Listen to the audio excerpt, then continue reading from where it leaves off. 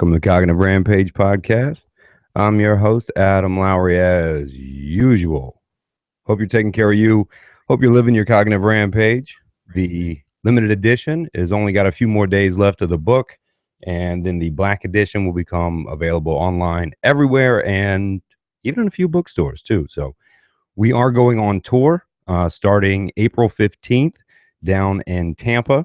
We're going to be radio broadcast, podcasts. We're hitting all kinds of places, but we're starting in Tampa. We'll be in Fort Lauderdale. Then we'll be back in Orlando, back in Jacksonville, then heading up to New York and Boston area, but through Atlanta, Chattanooga, Nashville. We have a big event planned up there with a bunch of country music artists. That will be a fun podcast. Then we'll be over in DC to meet up with Lee Camp and the Redacted Tonight crew. From DC, we go to Baltimore. From Baltimore, we will be in Philly to New York, New York to Boston, and then a special secret broadcast from a secret location that we won't tell until the end. But we are also filming our documentary, or finishing the documentary Chemical Incarceration on this tour, as we are stopping at about 20 universities along the way. So stay updated. Anyway, on to something more important. The guest on the podcast today, Ryan Totka, is joining me. Now, Ryan Totka, I have heard that name probably throughout my entire Orlando professional career, when I was in the nightclub business for a while, et cetera, et cetera. But it's an extensive background. I would tell you to go to 5 or 4 of his business websites to define what this man does. But he's been an entrepreneur since birth, a webmaster by now, a business developer, a content cultivator. Ryan does a lot of things, but for the most part, I really like the guests to say what they do, because it really comes from their perception, their view, and how they see it. So if you would welcome Ryan Totka, all the way from Dallas, Texas, live on the Cognitive Rampage podcast. What's up, Ryan? Hey, Adam. How's it going? Oh man, it's good. I know you heard the intro there, man. Trying to lead you in. That was the best description I may have ever heard of myself. I might have to hire you full time. I'm an expensive hype man. Yeah. Hey, if you do a good job, you should be you should demand good, high dollar. So. Yeah. What's that? What's Bruce Buffer charge for one sentence? It's crazy. He's got a trademark, so I mean, every time it's used, he gets a little royalty on it. Oh my God! I mean, that's got to develop nice. Where you got a voice where what? I'm getting paid $1 million to say one sentence. That's the whole goal in life. If we could do that, we wouldn't be doing this right now. or we'd be really rich right now. Exactly. Man, so if you would, throw your resume out there from your perception, really, on how you like to convey it to people on what you do, man. You said I'm an internet or an entrepreneur since I was a kid. I started when I was a kid. I used to shovel snow, rake leaves, sing Christmas carols. I had a paper route, doing whatever I could do as a kid to make money. And in high school or middle school, used to sell blow pops and airheads. That was kind of the progression. And then when right after high school, when the internet got big, started developing some internet brands, building websites, doing SEO. My passion was always sports, and I've always played sports all my life. I always wanted to do something in sports, even if it wasn't playing. I kind of almost fell into what I did now with combining sports, the internet, and business. And, it led me to where I am today, where, I get to work with athletes and celebrities for corporate appearances, speaking engagements, endorsements, autograph signs, anything that companies that want to hire and, athletes for, and get to create their brands and, help them market themselves online and offline. I gotta ask, man. The show Ballers keeps going through my head, and I gotta know. And like my wife is a nurse practitioner, ARMP and ER. And when she watches those ER shows that are fake, she kind of goes like, "Man, that's not how it is." So coming from you, that's actually living that lifestyle, that does that. How much of that is just Hollywood played up? What's the realities of that? It's pretty spot on, especially when they highlight the athletes, getting in trouble, the things they do, from bad tweets to getting drunk in clubs to, just doing crazy things. And it's pretty spot on, where a lot of these Hollywood things will, twist it around. But, in the sports world, I've seen it all, hanging out with these guys. You hang out with the Christian types where, they get paid top dollar to speak to churches and colleges, to the Dennis Rodman types where they get paid to hang out at clubs and drink. So I get to kind of see both ends of the spectrum. That also makes me wonder. I'm pretty sure you probably read Phil Jackson's book, 85 Rings. But, managing that kind of talent or being around that kind of, I'm just going to say those egos, man, and that go from both sides, man. How do you, I know I'm diving right into it, but how do you manage to float back and forth chameleon like that? You do have to deal with different types of personalities. So you just got to know what you're getting yourself into. There's so many different personalities, like I said, from the Christian speakers to, the Terrell Owenses to the Dennis Rodmans to Tim Tebow, and everybody just has their own personality. That's who they are. At the end of the day, you're creating opportunities for them. So, you're doing good things, and, you build a trust over the years with these guys, bringing them deals. And, once they trust you with one thing, then you provide opportunities for the next thing and give them suggestions saying, hey, why don't we do this? And you get to a lot of parlay at a lot of other businesses as well.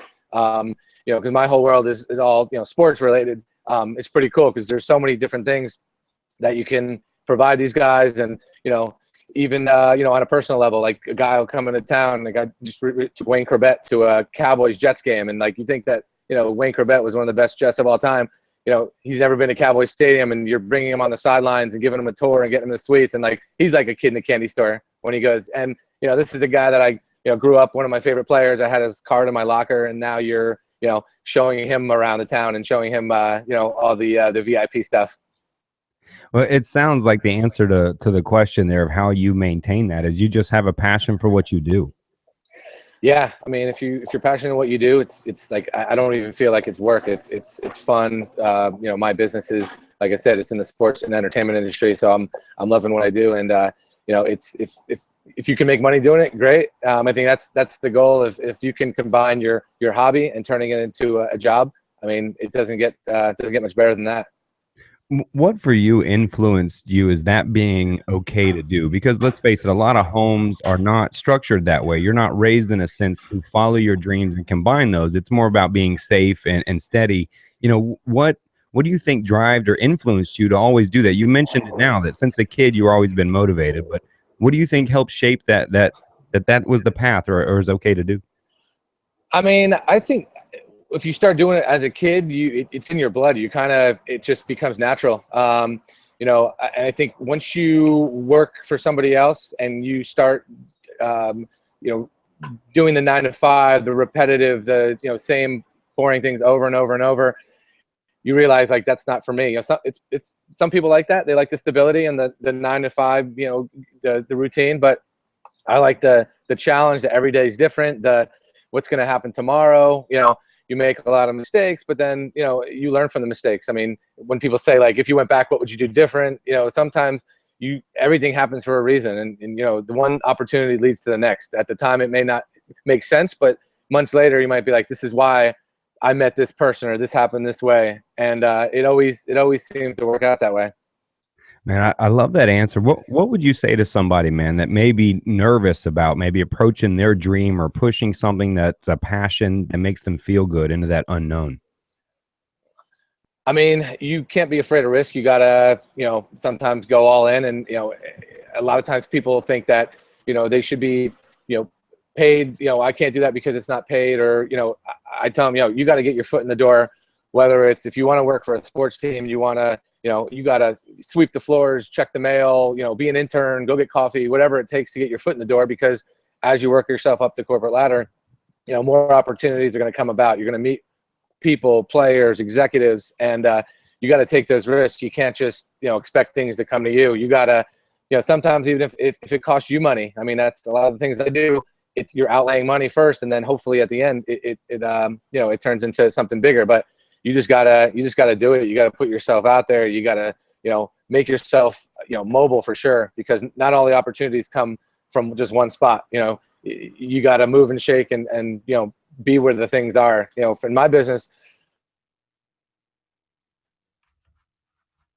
all starting Southwest. Like, it's the beginning of the year. It's a very busy time, and it's like it's just like, go, go, go, go. And people think, oh, you're just going doing fun stuff. And yeah, it's fun, but like, that's my job. That's when I'm most productive, is when I'm in that environment and meeting those types of people and creating the opportunities. Yeah, you talk about the environment, how it moves us too, and trying to find our way to that environment, man. But it just seems like since you were a kid, that drive has pushed you to develop something new. And a lot of times in our lives, we can look back and maybe remember that one, influential moment or story.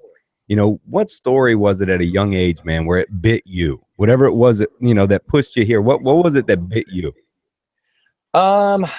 I mean, I think maybe almost as I got a little bit older, I one of my idols was Mark Cuban growing up, and he's a sports internet, kind of the type of person that I was kind of just a risk taker, and by seeing some of his philosophies and the way he is, and sometimes it's just risk taker, but you speak what's on your mind, and it's just a cool.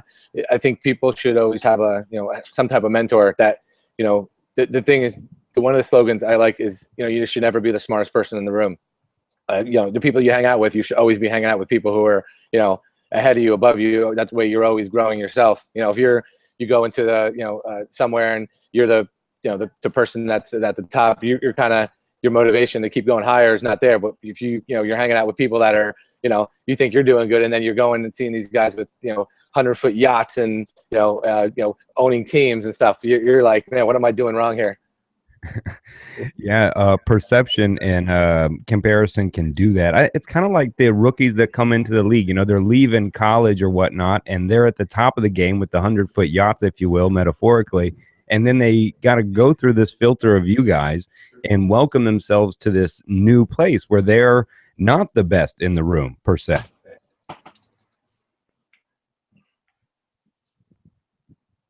That phone's breaking up a little bit here. Oh, no worries. I was just making it. You got me? No, sometimes the virtual stuff. I got you. I got you. No problem. There we go. Okay. I think we're back now. Yeah, what I was comparing is kind of that, I love the mentor idea, because that's so crucial. I call them virtual and physical mentors in my book, that people, you can take on a virtual mentor. You never really have to meet them per se. You may get that lucky chance and do that one day, but you can mentor from afar like that. And I compared that saying of not being the smartest in the room on how athletes that are leaving college go from being the best in the room to now filter through you all to be now you're not the best in the room. Yeah, I mean, it's like you said, it's just like you're the big dog in high school, and then you're going to college, and then you may not.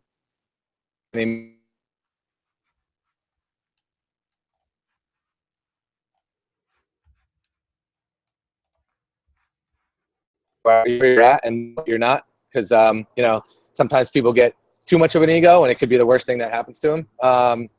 And just you got to have that balance and know where you are in your career. Just keep bettering yourself, and just finding people that you can learn from, finding the mentors, the teammates, the coworkers, that are doing higher up, you can learn from. Yeah, we definitely have a slight delay there, but what I was thinking is, as you were talking about the mentorship and being around those good people, and I started to connect them, man, and I'm trying to bring myself back. I got worried about losing connection, and I went left field on you. But as people, yes, there it is. It came back. You wait for it. Nice. Managing the egos, if you will, or those personalities as they're entering, and how much do you see that get in the way of young athletes that come into the league that all of a sudden are inflated, that can't control all of that? Yeah, it happens all the time. I mean, it's you see it all the time. You just either you can adapt to it, or you can learn, and but some people just can't change. Especially in sports when people get second and third chances. It's like, okay, you messed up once, we're gonna give you a second chance, and you do it again. And it's like, how many you can't keep doing that stuff without you gotta you gotta be a professional. And a lot of these guys either adapt and and becoming a professional, or they just, there's a few guys in the league right now. I don't want to name too many names, but there's guys now that like are just on this these party rampages where they think they're invincible, and and just they think that they're top of the world. But it's like in sports, you're one injury away from your end of your career. A lot of these, especially football, and and a lot of these guys are just get caught up in the the lifestyle outside the game. But it's all who you surround yourself around. If you surround yourself with enablers, and they say, oh yeah, do this, do that, and you're some of these guys get joy out of being having these entourages and being the main guy paying for the stuff and taking these guys around, or you have somebody that's there to be like, dude, you need to stop and you need to focus and get your life back in order, because things can happen so fast, especially in sports. Yeah, that brings up a topic that I've been researching over the last year or two that is probably going to be my next book, but my third book. But how much, when you see the fall of the athlete or the athlete run their course to where either it's over injury-wise or just professionally, or they're just done, that after effect of when it's over, because they're obviously trying to find work through guys like you and doing that. How tough is that struggle when that fall happens? Again, it's all how they adapt. If they know they're getting towards the end of their career, to parlay, they have to start realize and come to the fact that you're coming to the end of your career. You have to figure out what's the next move. If they're smart, they would have networked along their career to a lot of these guys to go into business after. And if you're smart, you would be creating that network while you're still playing, instead of just waiting for it right after and you out of the league and now you lost touch with everybody. So if they're a smart player, you would realize your network is valuable, that your current status of people that you're around you now, could lead to the opportunities later on. I know a few people that are, they're in the money management business, and, he goes and speaks to these young kids about talent, teaching them you never know how long your career is going to last, and you have to network and create these opportunities while you're playing, because you might be playing with the next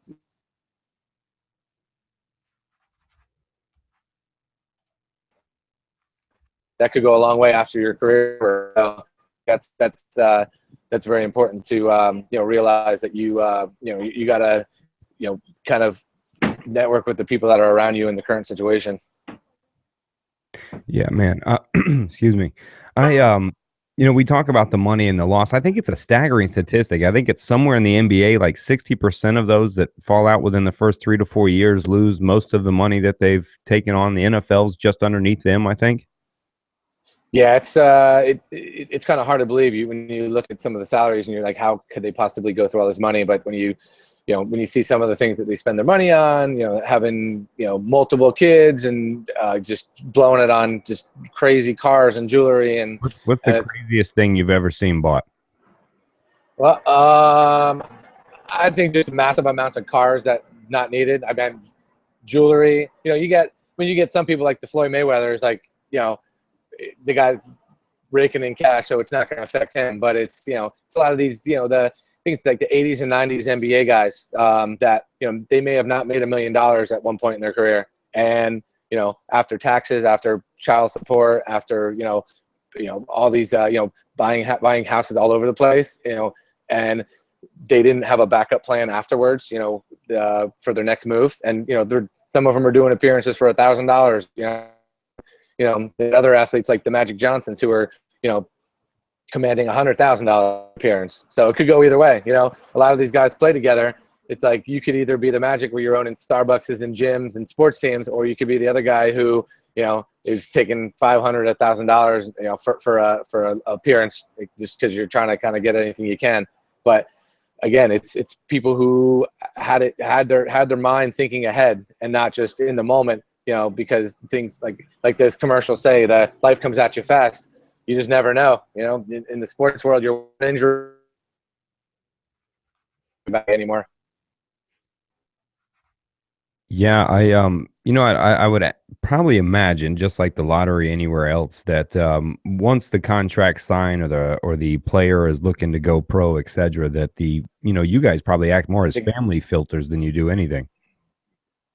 I think I lost you there. Can you repeat that? Yeah, no worries. I said that you guys probably end up acting more like a family filter, if you will, because once the contract's getting signed, I'm sure the family comes out of the woodwork and everybody's chasing them down. And not to imagine or even mention the amount of probably people that try to pitch them every day to sponsor, invest, etc., and everything.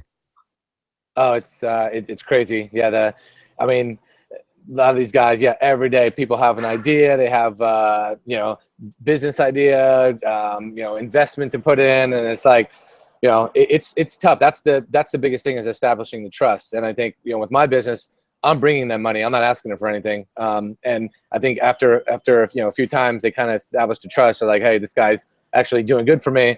I'm not asking for them stuff half the time. Like, I'm not asking for autographs either, even if it's like a favorite player. It's just, you're working with them, you're bringing them opportunities. And that's kind of how I've always lived, is, don't ask for things for people. Like, do good things for them, show them what you can do. And, maybe later on down the road, the favor will return. But like, it's, I think if people train their way to think that way, if you do good things for people, it does come back in return in one way or another. Yeah, I think people have a way after a while to see your genuineness. And I think you got to probably imagine that at a young age, those athletes that do become successful, their bullshit filter probably gets pretty good and their paranoia radar is out pretty heavy too. Yeah, I mean, you would think some of them do, some of them don't. But I mean, it's the ones that, because they're surrounded by so many factors. You've got families, you've got their friends, you've got their agents, you've got their financial manager. So you do have a lot of people, nagging them in different directions and telling them this is what you should do. And it's like, there's some stories where, like, families are stealing money from the kids, so it's like you think you could trust the family, and then they're the ones that are actually doing so it's like, then at that point, they're like, who do I trust now? If I can't trust the family, how am I supposed to trust, this agent guy who's, just out there to make money? So it's, I mean, you can see why they're hard to trust, because, again, a lot of times you have the, friends that are there from the beginning, and they might change later on. They're like, oh, I don't have to work now because my friend made it. So it's definitely I see why, it is hard to trust. I think that you have to definitely, you can, I myself, I like to trust people from the beginning, but you still have to have your guard up a little bit, because you just never know, some people's intentions. And, that's where I was going to say, what's part of your method, if you will, to build the trust with them? I mean, I understand you're bringing them good projects, et cetera, like that. But for you, what's a part of your method, if you will, that, I know it's from the heart, et cetera. I don't mean to take the heart out of the method. Yeah. I mean, just, again, like explaining, like, here's what I can offer. Here's almost like my background and my resume of guys that I work with kind of, will, kind of speak for itself when I say, hey, if I'm pitching a guy, hey, let me build your website for you. It's going to generate you opportunities. Here's 30 other sites that I've done for these athletes. Here's deals that I've done. It's almost like I almost don't really have to sell it too much, because I'm just kind of showing them, here's what I've done, no cost to you. I'm going to take the risk because I know that I can help you out. So it's pretty easy for me, because I've kind of done it over the years. But if it's somebody from the beginning where you're just starting off, you got to get your foot in somewhere. So it's, you got to, like I said, right from the beginning, like, even if it's, working for somebody for free and just showing them, hey, just to build up experience and show them, and, they might introduce you to somebody else, and it just kind of snowballs from there. Yeah, you mentioned, and even when I read your bio and did some looking on you, and even when I know about you here locally from Orlando, is, you tend to, and like I do, which is kind of where I really respect it, you live in this flow state almost, to where you are open to ideas while still focused on another goal. So you allow yourself this movement. And so that leads to a question: is, what is a method in your life that you do that helps you able to live in that flow state of moving projects and moving life like that? I think one is not being mobile, not necessarily just being in one place all the time. Like right now, I'm between Dallas, LA, and Orlando. Kind of, I bounce around between those. But then I'm also going to New York a lot. Going to Vegas for events. Going to wherever the Super Bowls are at. So it's I think, it's just kind of, not having too many attachments. I think, if it was different, if I had, a wife and kids and dog and stuff like that at the time, a lot of these opportunities might not be able to flow like that, just because, the more responsibilities and attachments you have like that, it will kind of take, will slow down a lot of the other stuff. So it's kind of a balance.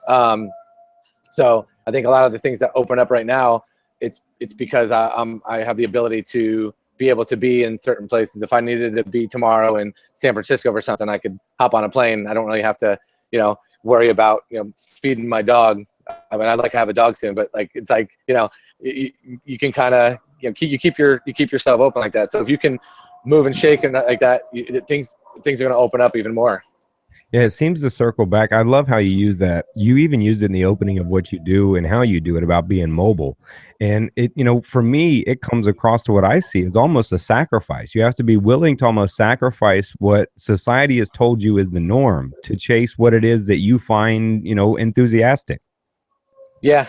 I mean, I think, a lot of, especially like people our age, our parents, it was, you're supposed to have you're supposed to be married by 22 or maybe earlier, have kids then have your 9-to-5 job, that you're doing every day from Monday through Friday, and then you cut it off after that.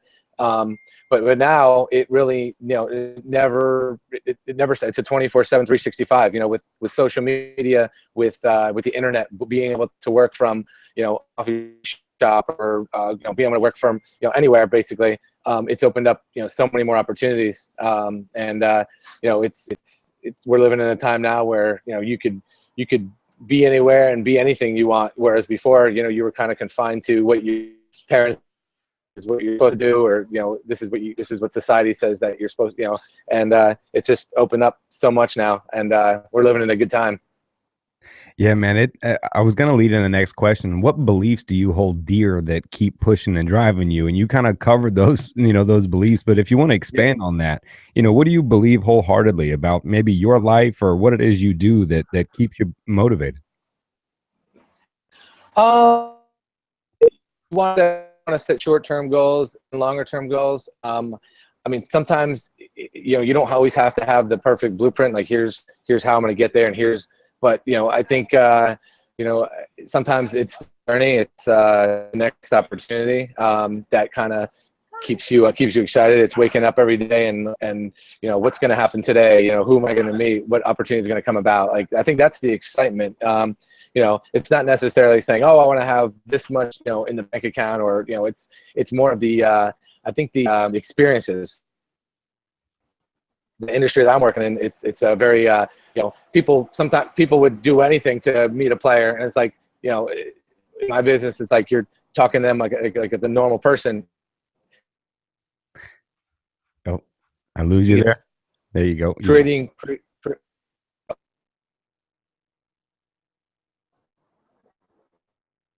Yeah, we're skipping in and out of there. We skipped it. Yeah. There you go. I'll fill you back in because you had me, man. You talk about life's most valuable currency, the way I see it, which is time and experience. And I love how I could see you almost get even more worked up as you talked about your philosophy and how, I wanted to meet people, and the drive. It seems to be like you're really talking about a bigger meaning other than money, like purpose, as like a belief moving toward a purpose of something or an experience, chasing that marrow of life, if you will. Yeah, I mean, in life, it's all about experiences. You can't take anything with you. So like when we all die, it's like, yeah, great. If you had cars and houses and stuff, it's like, okay, that's great. But, you can't replace the experiences. And I always tell people, like, if you can get a job where you can work from anywhere, even if you don't make as much money as it would work in an office, like, the freedom of being able to work from anywhere and to travel, I mean, that's greater than anything. I mean, when you wake up and say, I can travel today and I could be here, and like, some people get it. Some people are, too scared to, I can't do that. I can't do that. And it's like, depends what kind of mentality you have. If you have the mentality where you kind of, want to travel, want to see the world, why not? Like, why not be able to there's so much out there. Like even like from where you live, like a lot of people think, well, my parents live here, my grandparents live here, I'm supposed to live here. But maybe there's another place for you, and maybe that's you just haven't found it yet until you travel there. And I think that's why it's good to do it while you're young, because once you get older and you have a lot of these responsibilities, you're not going to be able to do that. So, you want to do that stuff while you're young. There's ways to do it, like on a budget. A lot of times people say, oh, I'm young and I might not have the funds, but there's still a way to kind of do it. Opportunities will, I always say, like, you are where you're supposed to be. So like where you're at right now is where you were supposed to be at the time. And sometimes, there's like, it's called FOMO, the fear of missing out. Like sometimes you're like, oh, I should be here. I should be there. I should be there. But sometimes if you keep thinking like that, you're never going to be able to like live in the moment and realize like, there's a reason why you're here right now. Maybe tomorrow you won't be, but right now this is why you're here. Man, that's a beautiful thing. You get me going. It's like you read my book, man. I do. When you talked about I should, I call that shoulding all over yourself. Yeah, that's nice.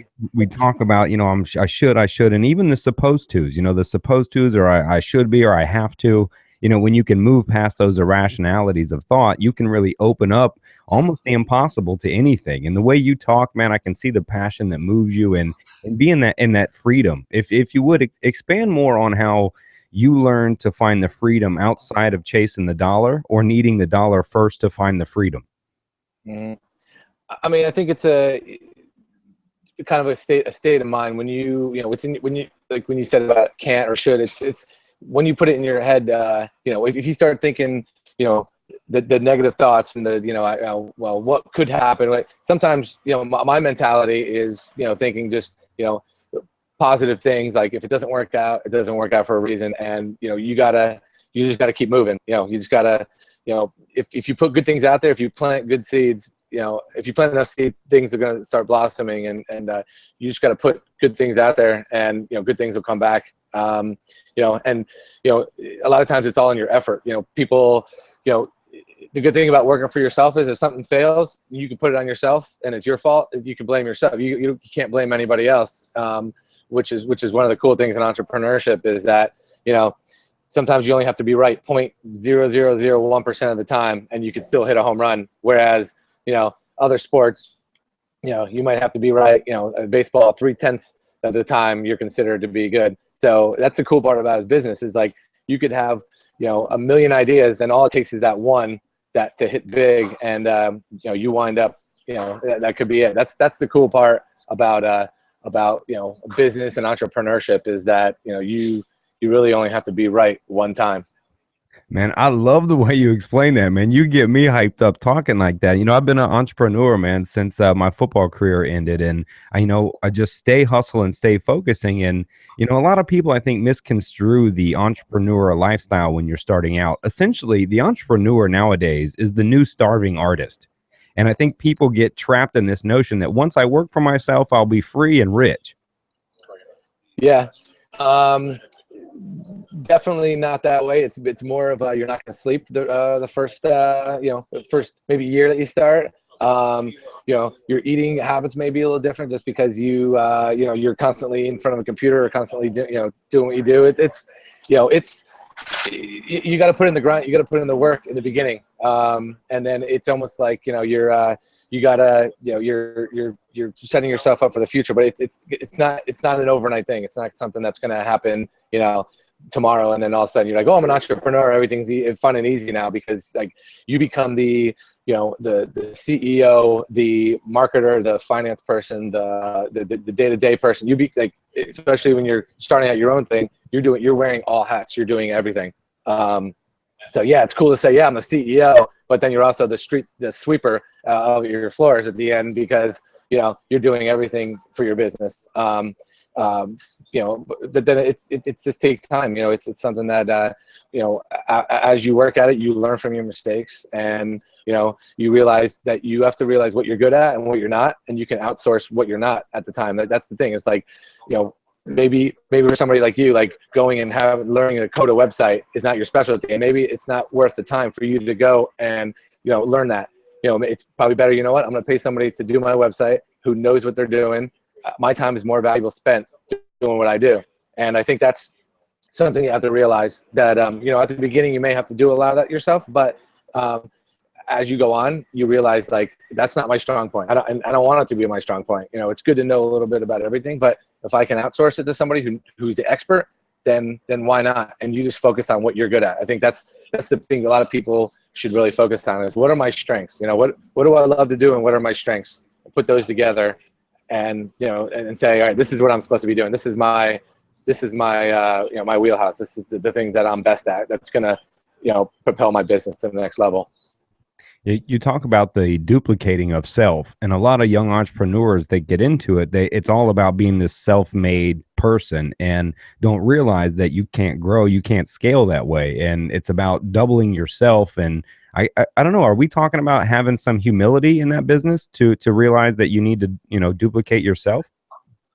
I mean, you're never really gonna duplicate yourself. I think there's always, like, when you do a job, nobody's ever gonna do it the way you want to do it. You just have to sometimes let go of the reins and trust that, they're going to do it the best. And, hopefully they limit the amount of mistakes they make. But, it would be nice if you can clone yourself and say, I want to put one of me in LA, one of me in Orlando, one of me in New York. And then, maybe that day will come. But, it's, you kind of have to, realize, like I said, you have to know what you're good at and, outsource what you're not good at. And, just trust the people that they're going to do their job good. And I think that's definitely the key to building, a business is, you after a while, you have to let go at some point if you want to scale, if you want to grow, because you just can't handle everything.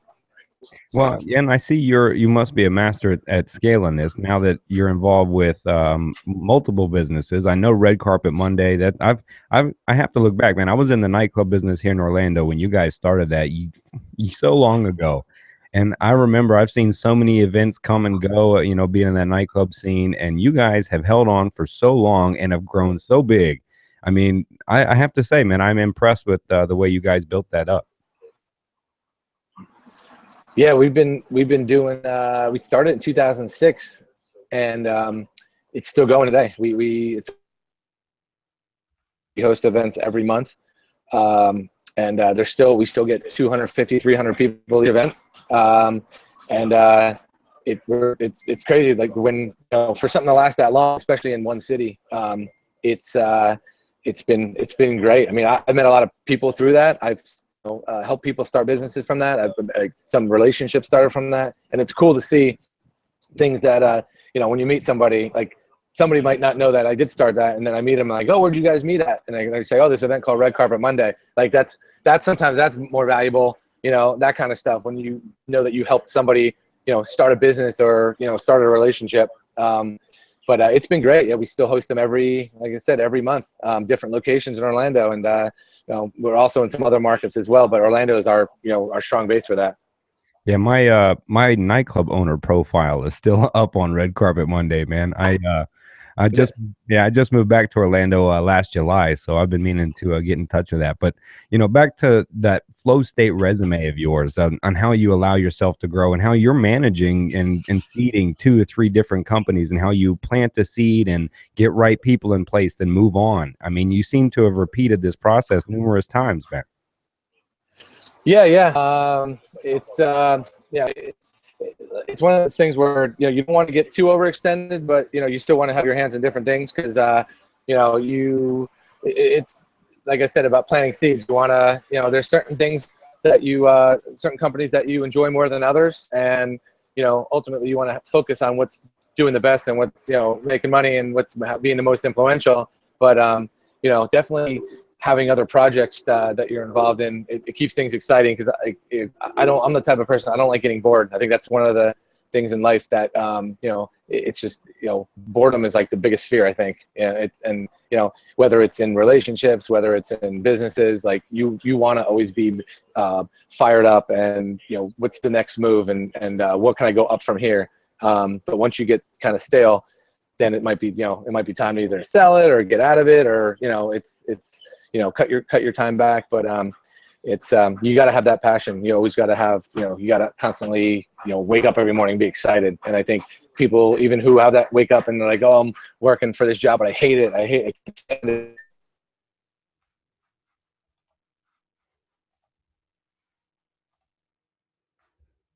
Nope. Came in and out there, man. Mate, we lost you there. Ryan, may get you back here in a second. He was just going off too. Well, if you're still, stay tuned in. He'll probably sign back on. He's a tech genius guy, internet guy, and our guys over here too. So I'm sure they'll figure it out in a while. But I don't mind filling airspace time. What question would you ask actually at this point about his business, career, or life? He talks about those sacrifices and being able to move, and boredom is something serious that he brought up. And I think there's two words that we use so much in this society that people don't take as serious anymore. And I would say that would be stress and boredom. Stress is the killer. I mean, you can call it cardiac arrest, you can call it obesity, etc. But this is stress. And boredom is one of the number one causes for relapse and addiction. And I'm going to say money and divorce too. Money and boredom in marriages and in life and depression. I mean, boredom can cause some serious issues. And when you mix boredom and stress together, it can be violent on your life. Following those supposed tos, or following, I guess, what you think society has told you you have to do. Those can build up a lot of stressors in your life and cause some problems and do damage. So, moving toward dreams and following those experiences Ryan spoke to, he talked about his currency was the experiences in life and not necessarily the money.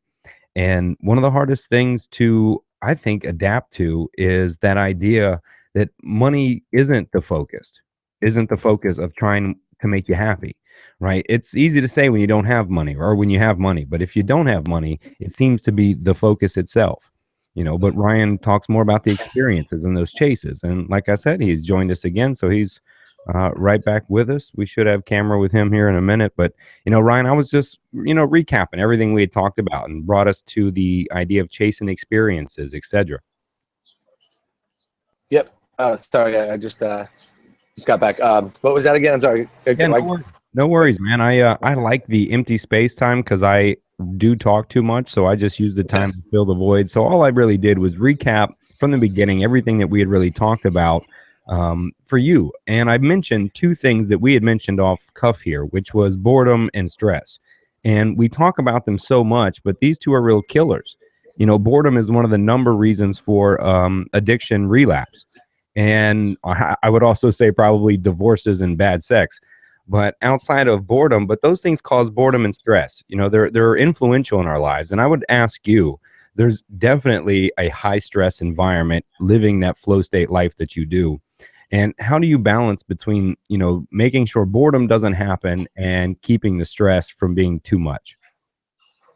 I think boredom doesn't happen by traveling around and having different atmospheres and not being in the same place over and over.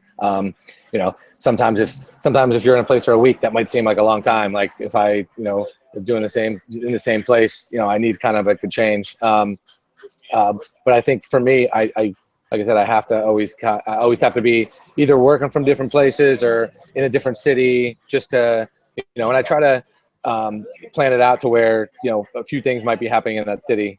So like if I go to, I think I went to Orlando recently and like they had the opening of Wahlburgers, and then the Magic were playing the Mavericks, and then the next week they were playing Golden State, and then Cuban was in town and we hung out with him and took him around. So it was like, it wound up, everything kind of, happened where I was supposed to be there at the time. So it's, being, I think traveling around just keeps it not bored. And, it just, that's the way I work best, is just, like I said, not working from the same spot and not doing the same things. Although a lot of the stuff is, in our business is, I mean, it's mostly.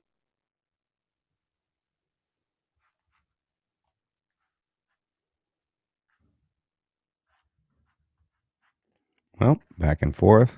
Looks like now sometimes that's the trouble with the virtual calls. See if you'll tune back in here in a second, Ryan. But if you're having fun, you're not get bored. I like when you're not, if you're having fun, you don't get bored. The traveling part, I love it because it keeps you open to all these angles, from here to there to moving. You can say yes to something on a dime, but that's kind of what you mentioned. Is almost like there's no perfect life, right? As if it would be difficult, right, to live your kind of life and be settled down completely, right? Can you repeat that? I broke up the first part of it. Sorry. No worries. I was just trying to compare about what your lifestyle's like, and if you were to follow social constructs and social norms of the buy the house, get the fence, could you live the life you're doing? No, I mean, again, it's you only have so much time. If you have 24 hours in a day and you're, spending, a third of it, managing that part of it, then it's going to take away from the, the working at the business. So, again, it is a balance. And like right now in my life, I like going 100% towards the business. I'm sure later on that'll change. As it does with a lot of people, you have to sacrifice one thing if you're going to, do another. So, it's for now it works for me. Again, a lot of times some people, like some entrepreneurs have 5-6 kids and they somehow manage it, which I don't know how they do it. It's you gotta have a good support system around you, and that's what you need to it's just about setting that up, because if you start having children and getting involved in businesses and doing that, it just becomes, if you can't handle it and don't have people around you to help you, it just becomes that's how the stress starts. That's how you feel like you're supposed to be doing everything. Yeah, and a lot of entrepreneurs want to take that on and do everything, and that'll lead me. And I got a couple fan questions that have sent in, things that they wanted to ask you. But before I get to those, man, I kind of want to lead in first to open you with a very blatant question of, what is your life philosophy in a whole?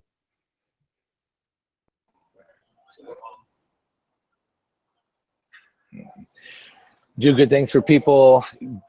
Give 100% what you do. Don't half-ass it. Like I said, stay mobile. Be able to create your own destiny. I don't like relying on people for things. I like kind of taking it on myself. But just always making things happen, planting seeds, seeing where it goes. Because just living fun experiences. You can't, like I said, you can't take away experiences. You can have multiple cars and places and stuff, but it's like man,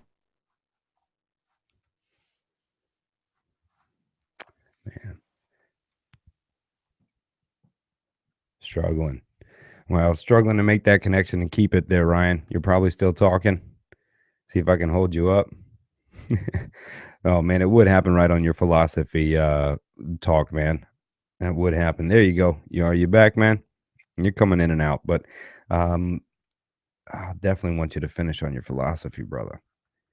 Well, I got a couple questions that are going to come out for some fans that have posted or commented or emailed in a few questions to the guest, or tweeted questions to the guest. So if you go on the Facebook comments now, or on YouTube or somewhere else, you can comment and post on the event a question, and I'll be more than happy to ask that question to Mr.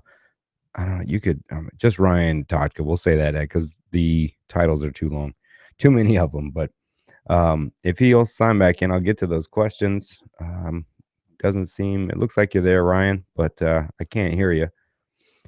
Maybe if you hang up, I'll send you a call back real quick and see if we can get you back in. All right. Well, bear with us. I see you guys watching. I know. YouTube, thank you everyone for tuning in from YouTube. Go to CognitiveRampage.com. Can I throw in a shameless plug right now to purchase my book, maybe? But the limited edition is what's available right now. And the Black Book edition will be available everywhere April 15th, bookstores, Amazon, Kindle version, even on my site. But the limited edition is available until April 15th. And that is the white edition, has a couple extras inside, a chance to be on the podcast, a gift from me, plus a personal note. And we only printed X amount. So you will have a personal numbered version of it as well. Remember, it's not just a book. This has an interactive life inventory that you can keep with, that you can unveil a lot of things about yourself and your current life.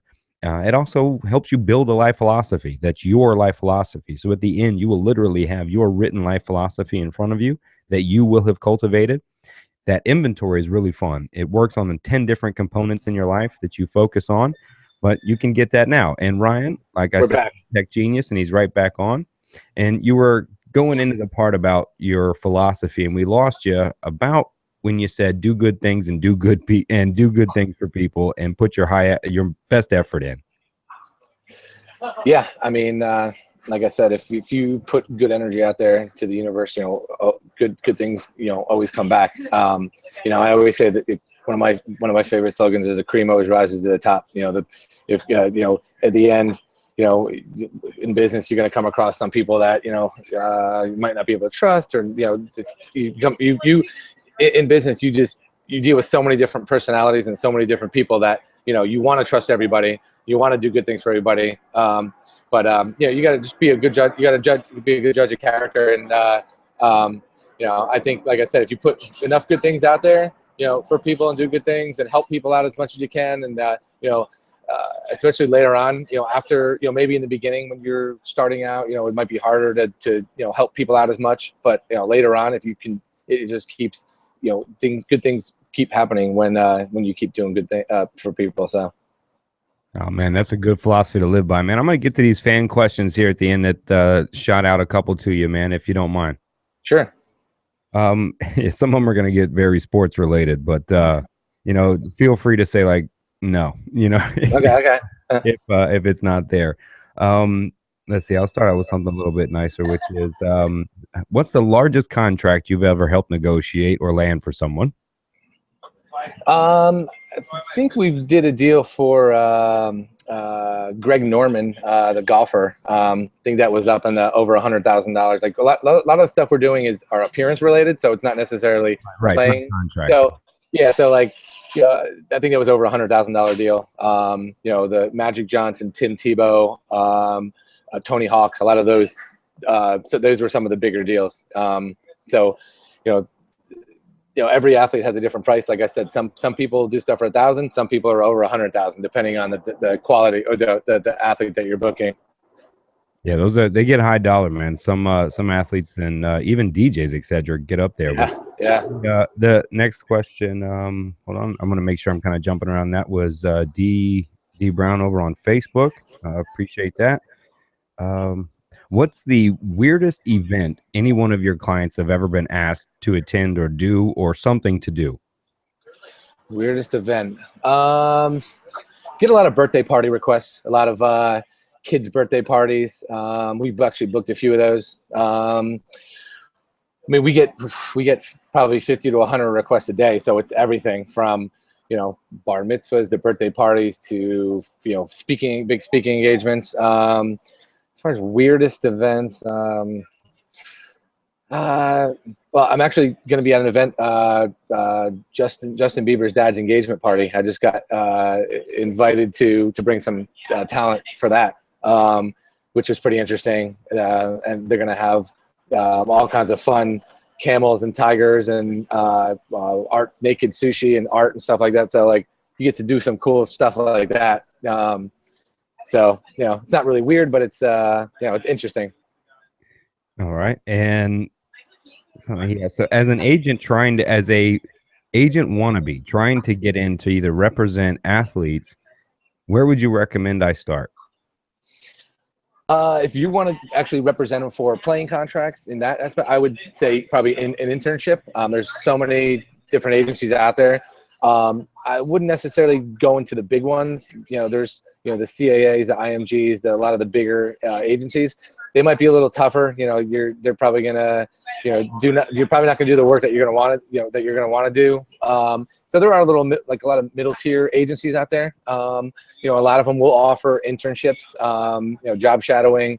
I think that's a great start. You have to, if you're gonna, because you may not like, some people love sports, but they may not like that aspect of it. They may go into it and realize like, I don't want to, it's a very cutthroat industry when it comes to, you may have a relationship with an athlete, and then somebody could feed them a better story, and then they wind up signing with somebody else after you spend all this time and money trying to, convince them. So it's a tough industry in that aspect. That's why I like part of our business is we're just doing all the off the field stuff, and a lot of the guys, we don't exclusively represent them, so we can bring deals to different guys, which is pretty cool. So, but For his stuff, I would say just try to get an internship, try to get your foot in the door. I mean, if you just go online and look up sports agencies or, sports agents, there's plenty out there. I would say there's probably, 30 to 50 different agencies out there. And it depends. You might want to go for the bigger agencies, but you may want to be more of a boutique style where there's only, 3 to 5 people working there. Having met so many celebrities in sports and sports athletes, are there any one or more players that still give you butterflies or the jitters? I think working with Cuban. I mean, I got to know him over the last 10 years, which is awesome. Just because he's just a normal guy, but he still has that aura about him where he's like a badass. He goes into a room wearing a t-shirt and jeans, and no bodyguards will come to meet you, and the guy's worth billions, own sports teams, and it's still kind of cool. Like this is the type of guy that, like, now that he's on Shark Tank, everybody knows who he is, whereas before people just knew him because he was a sports guy, but now it's like everybody knows. Sometimes guys that might be your favorite player growing up that you've never haven't met him yet, but as we've done events and stuff, I've pretty much met a lot of the guys that that I've grew up watching and that were my favorite players, and most of them found me from the internet. A lot of them come through that found me. I've had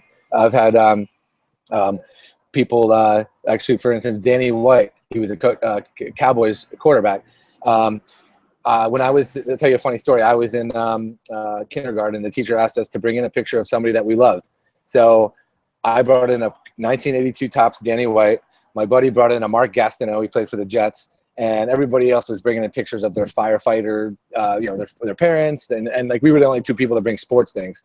So about probably 4 years ago, I get an email randomly. It says, "Hey, Ryan, my name is Danny White. I was the quarterback of the Cowboys. I'm looking for somebody to help me with my marketing and my website. Can you help?" And as soon as this came in, I was like, man, I gotta tell him this story. Like, so I actually called him and explained how I can help his business and how I can help him with this website. And then I was like, I got a story to tell you. I'm like, I told him the whole kindergarten story, and he's like, "That's pretty cool. That's a pretty cool story." But I thought that was like so ironic. Like, this is that guy I brought in his card, and then he wound up finding me. That's just the power of the universe. Like, it's one of these things. Like, I always think a good thing to do with for kids or college students is to create a vision board of things that you want in life. Outlining, here's places I want to go, here's people I want to meet, here's things I want to do, here's things I want around me, and all those things will, if you see them every day, they will happen. And I think a lot of things happen that way for me because I'm always visualizing and thinking like, this is what I want to happen, and they do. I think that's a good thing that people can do, is to create a vision board and outline those things that you want. Oh man, you know what? I think I'm gonna ask my daughter to do a vision board now, man. I appreciate that. I'm telling you, it works. It really works. Like, I did one probably 5-6 years ago. I went and looked back, and every person I put on there, I wound up either working with them or going there, or it was crazy when I look back. And like, some of them weren't even like, I want to work with this guy. Like, I kind of like just cut it out, put it on there, and I wound up like, either representing him or booking him for appearance. And it's crazy how it works. And it is nuts, man. I know a lot of things are out there like The Secret and all these things, and thoughts become things. But I too have said a lot of things, man, and stated them every day over and over, and they end up happening, man. But I love that vision board idea. And the last question I'll take is, I think it'll expand you a lot anyway. But what's the toughest part about your job, and what do you hold dear inside that keeps you focused when it gets tough? Toughest part of the job, I think, is actually almost like knowing when to stop and when to shut off, because with my business, it's nonstop. It really, it never stops. Like, I'm always getting emails, I'm always getting calls, and you could constantly work and never stop, which I really don't. It is a lot of a back and forth sometimes, especially for the booking stuff, where somebody might be booking an event a year out, and you may email back and forth 100 times until they actually book somebody, because they're getting manager approval. They're they got to make sure the name's right. Then they change venue, so it's a lot of back and forth. And sometimes they may say, "Oh, we cancel our event," and you just spent 100 emails back and forth with somebody over the months, and that's just the nature of the business. But sometimes you'll get one email and saying, "Hey, we want to book this person." The next day they want to book them. So it's a balance. You get everything. I think with the internet, you wind up you just get, when you put yourself out there, when you put your information out there, you're going to get emails of everything. So it's just, you gotta deal with it. And I think somebody like a Cuban, like, he gets back to everybody on when the people email him, which is crazy. You think that somebody that at that level doesn't need to be doing that. And but I think that's that's part of why people are successful, because they respond back to people. So. And the second part of that, they were asking, what deep inside keeps you going? What is it you hold deep inside, that keeps you moving when it gets tough like that? I think the fear of like failing. I think it's more of I think it's the failing, which is not bad, because you do learn, and it may not, that business may not be what you were supposed to do. It's not like there's one thing. Like I used to want to own a sports team is way up there, but it's one of those things like that takes crazy bucks to do. Which is one of those like fantasy dreams. You could always dream like want to own a part of a team, even if it's a part of a team. Like if I own 1%, I could still say I own a sports team. So you can knock it off the bucket list. I just think it's the new experiences. Just what does tomorrow hold? I mean, there's not necessarily one thing that you're trying to achieve. I think it's just the journey along the way, which that makes it the most exciting. If you're just doing cool things and meeting cool people, and like you're living like a fun. One of my business partners calls me Forrest Gump, or he calls me Forrest Totka, because I'm winding up in the most random places sometimes, and he'll tell his stories. Like he's at Eddie Murphy's house one day, then he's at Justin Bieber's party, then he's at this. Like it's just, these are the things that happen sometimes. It's crazy. So, well, I'm going to have to ask a question after that. What is the most random day that you had? Random day? I mean, every day. What's that?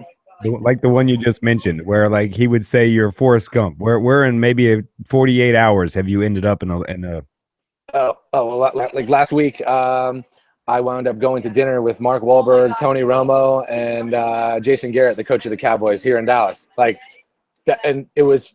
I actually connected with Wahlberg when I was in Orlando, and I randomly sent his assistant an email and said, "Hey, next you guys should come to Dallas, because they're scouting locations for his restaurant."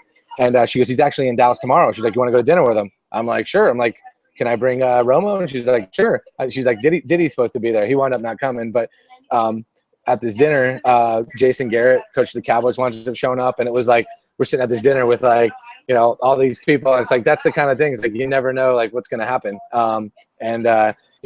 It's just and the reason the way I met Wahlberg was years ago. I used to help this kid, this musician. He was like 15 years old. I met him in Santa Monica, and I went up to his mom. I'm like, "Hey," I was like I represent athletes and celebrities for appearances, and I like to help him out. He's got a good voice, and his dad was an owner in Aqua Hydrate, which is this company right here. You see it? Yeah. And so he was a partner in Aqua Hydrate, and he said that he brought on Mark Wahlberg as a partner. And years went by, and when Wahlberg was opening his restaurant, I was like, "Hey, I'm gonna be in Orlando with Cuban. Does he want to meet?" So he messaged Mark Wahlberg, and we wound up connecting. But that's like the kind of weird stuff that happens. Like it was from helping this kid, his 15-year-old kid, with his music career, that led to that. For me, what I saw too, and outside of the field itself being that random is, you put love out there, man. You serve somebody else, and when you put and for no really interest of your own, you put love and service out there, and then you guys wind up all the way fast forward now, sitting at this table that sounds like a Kettle One vodka commercial. Yeah, or a water commercial. Either one. Yeah, I mean, it really does. And, that's the beautiful part that I see, man, because really what you're doing, you said in the beginning of this podcast, man, is, you're bringing something to them. And what you're doing is really you're serving other people, and at the same time being able to chase your dream and experience of life, man.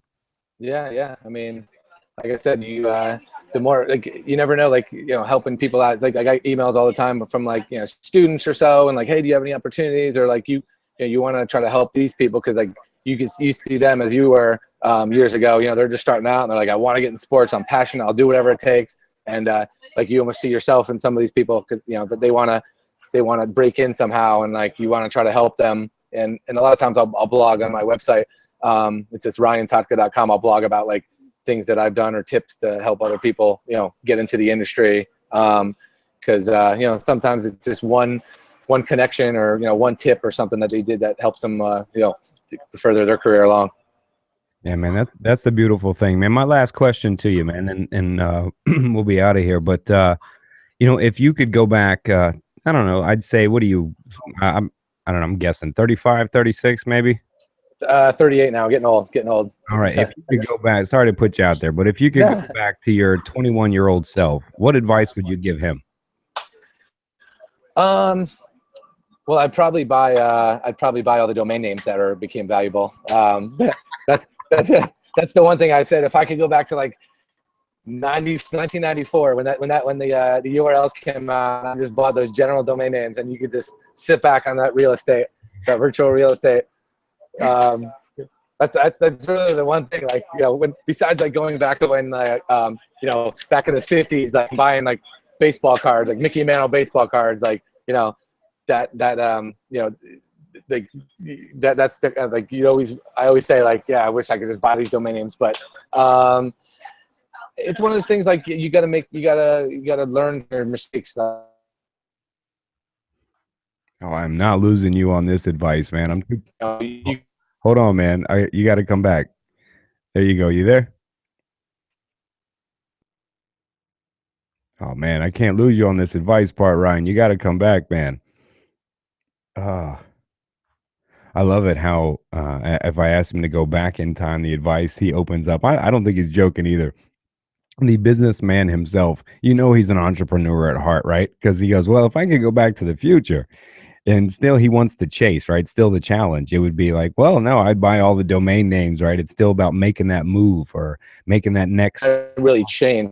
Smart angle, brother. And you back? Are you back, man? We lost you there for the last 30 seconds, Brian. I don't know. Yeah. 1 second. Let me see if I can reset the camera here. Yeah, we're back now.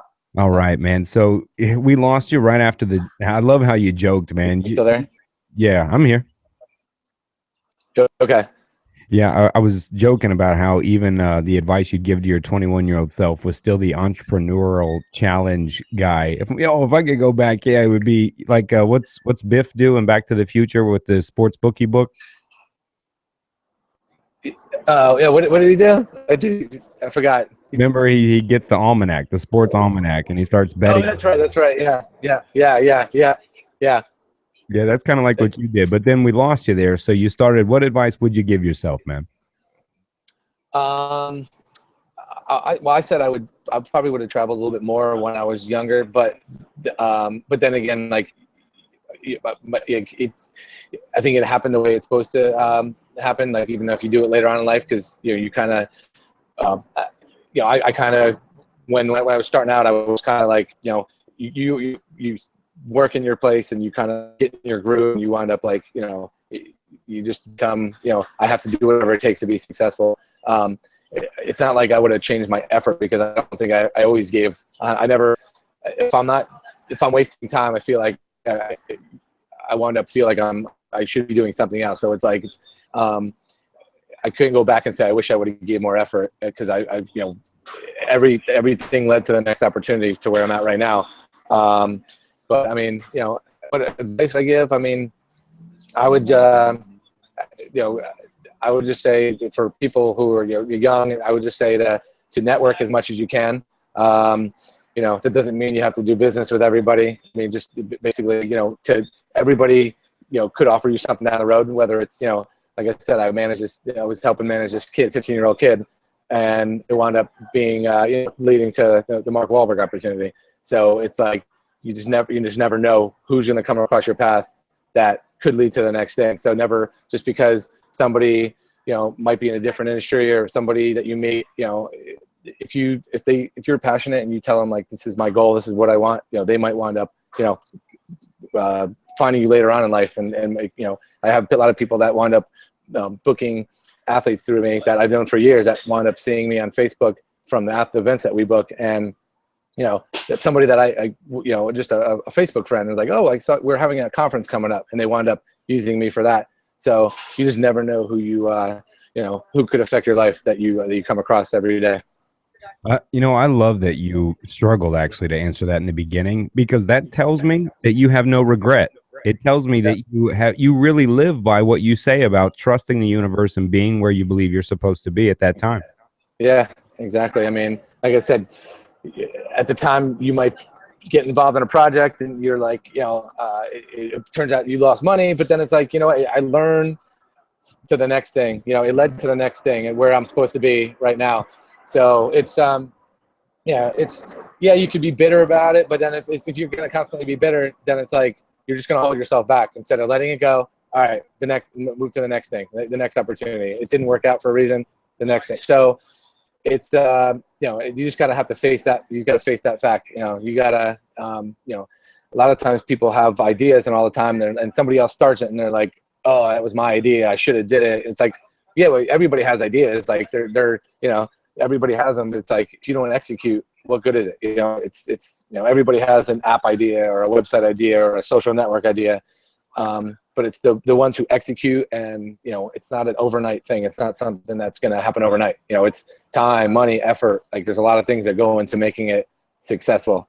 People just think, a lot of people think it's an overnight, success. All these businesses, it's not. They don't see a lot of the struggles that you went, not sleeping at night to get it going.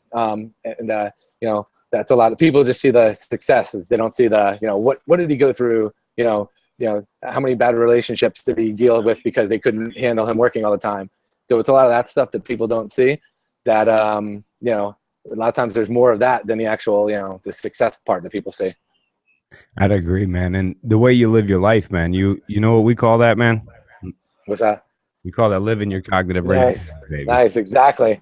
I would have bought the CognitiveRampage.com, but I think it's taken. Yeah. It's definitely taken. You better get all versions, including misspells too, because cognitive people may misspell cognitive. That's smart, right? That might be the smartest. You know what's funny is the Dallas Mavericks, their website to buy shirts. Like here's one of the shirts, the Mav shirt. It was mavgear.com. That's the actual site to buy. So I would always go to Mavs Gear because that's the team they call them Mavs. And that website would actually go to like a blank page. It wouldn't go anywhere. So I email Mark. I'm like, you should probably have your tech people forward that, because how many more people, every time I would do it, I would go to a blank page. How many more people would do that? So like, that it's sometimes being stupid or make a mistake or not being able to misspell could be sometimes your biggest idea, Dude, you're right on. We ran a company called primalnature.net a while ago when I took people on these really wild primal excursions. And when I talk about primal, they were primal. And more people misspelled Zambezi River for Africa than anything. So any bookings from there all came from the misspelling of the domain. Yeah. There's people run businesses strictly on misspelled domain names, mistypes, misspells. I was just talking to my buddy last night. That's what he does. It's he'll find these domains that expire that are misspells, common misspells of names, and people will, sometimes you make money off of people's stupidity, which is crazy, but it's kind of like smart. Me. We don't own the misspelled version. Steve, are you on that? Get on that, Steve. Too late, bro. I already bought it. I already got it while you guys were talking. Oh man. Oh my God. No, you're not. No. No, but seriously, buy it because, like I said, I misspelled cognitive a few times when I was typing it in. Buy that, man. And I would think it's $8. It's $8 on GoDaddy. You need to secure it. It's the best. Sometimes it's the best thing you could do. All right, you viewers. If I find you and you're the ones watching that went in and purchased this, I will find you. No, I'm kidding, man. Hey, dude, will you do this again with me? Yeah, man, this is fun. Maybe we get some athletes on it next time for you too. Oh, that'd be kind, man. I actually will be anchoring a new show on ESPN Radio Orlando, 580 The Team. Okay. I'll be hosting that show starting in May. It's called Fit Project Radio. And Nice. it's a rather large reach, but it's a whole new show. We're going to be in the community, finding those 95% of the athletes that don't get a lot of exposure, that that you're not going to see on ESPN Sports Center, not the LeBron Jameses, etc. But a lot of those ones that are need exposure. Even the community athletes, like the guy or gal that's winning 8 triathlons or something like that. But real community involved. Yeah. No, I can definitely get you some people involved in that. Get you some guests on the show. That'd be fun, man. I'd love to have you back on too, man. And I appreciate you agreeing, because we could probably go off. I want to get deeper into your psyche too, man, and go further in there. Awesome. Yeah, this is fun. This is cool. Let me know how I can help in any way. Yeah, and the Rampage mic is open for anybody that anybody like the kid you're helping, or anybody else that you think lives a cognitive rampage and needs that open mic, dude. We're in 110 countries, all 52 states. We got a decent wide net, man. So I'd love to extend that same help back to you. Yeah, sounds good. I appreciate it.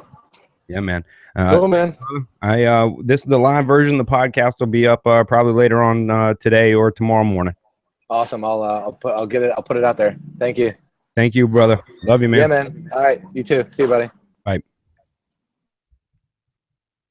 Well, everybody, I hope you enjoyed the Cognitive Rampage podcast with Ryan, Totka.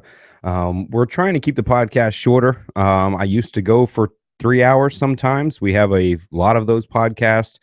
Generally, when I'm talking about a topic that I'm really deep into, psychology, addiction, philosophy, conspiracy, etc., check out the Jason Crabtree podcast.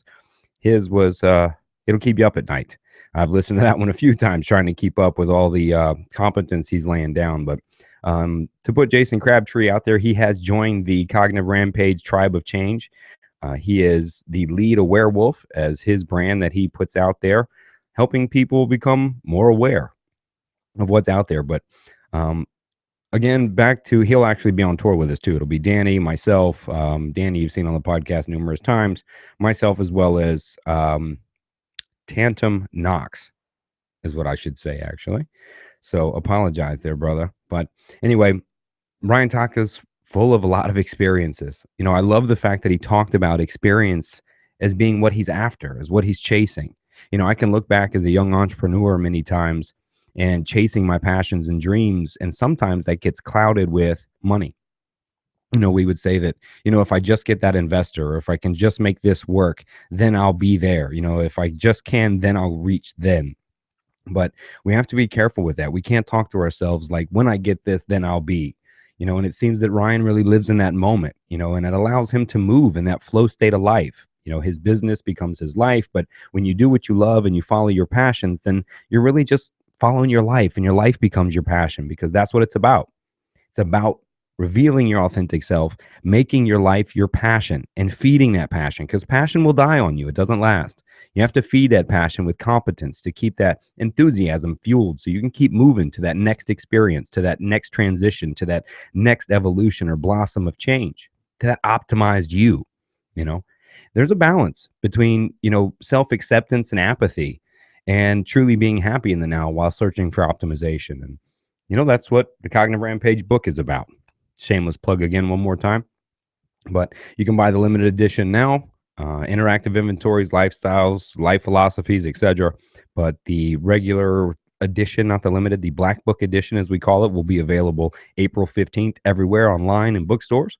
And we are leaving on tour on April 15th. I will be in Tampa doing the F&K podcast. Maybe a shout out on 98 Rock, I don't know. But I'll be doing the F&K podcast, speaking at a couple universities in Tampa.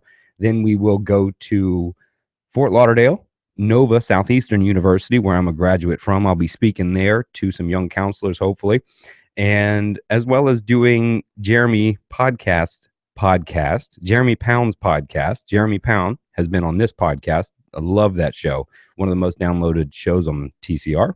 But check him out, his podcast, New Customer Machine. I'll be on that, as well as speaking at the Nova Southeastern University. Then back in Orlando on Sunday, we will be at the Enzion doing a live podcast as they're wrapping up a film festival there out at the Enzion. Then we will leave here Monday morning and head to Jacksonville, where I will be at Jacksonville University. We will be interviewing some people there for the podcast. I'll be talking about the book and putting my theoretical approach on display. That's the cool part. I'm just not going to be a guy on stage talking about some boring psychological and theoretical approach to life optimization.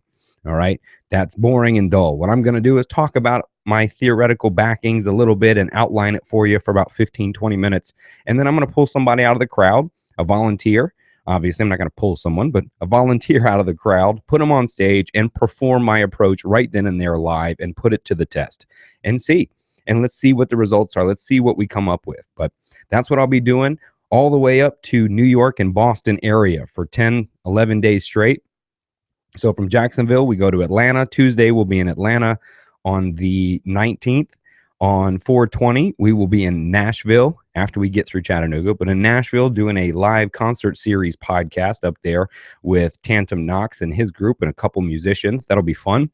Then on Thursday, we will trek it across to Washington, D.C. and meet up with Lee Camp from Redacted Tonight and see what he's got going on. They record Redacted Tonight on Thursday nights in D.C., and they air that on Fridays on the RT American Network and on YouTube. Perhaps we will even interview Lee Camp and maybe check out his podcast too, though. It's called A Moment of Clarity. But then we leave D.C. to Baltimore, Baltimore to Philly, all day Philly on Saturday. Then we go to New York on Sunday. We'll be in New York Sunday, Monday, half the day Tuesday. Then we drive to Boston, all day in Boston on Tuesday and Wednesday. And then on the 28th is a special secret location we will be doing a live broadcast from. That's the tour. Whew.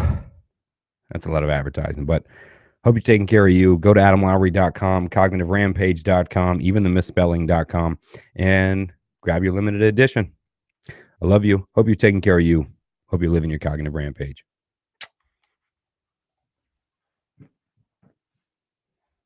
Oh, we got to shut it down, bro.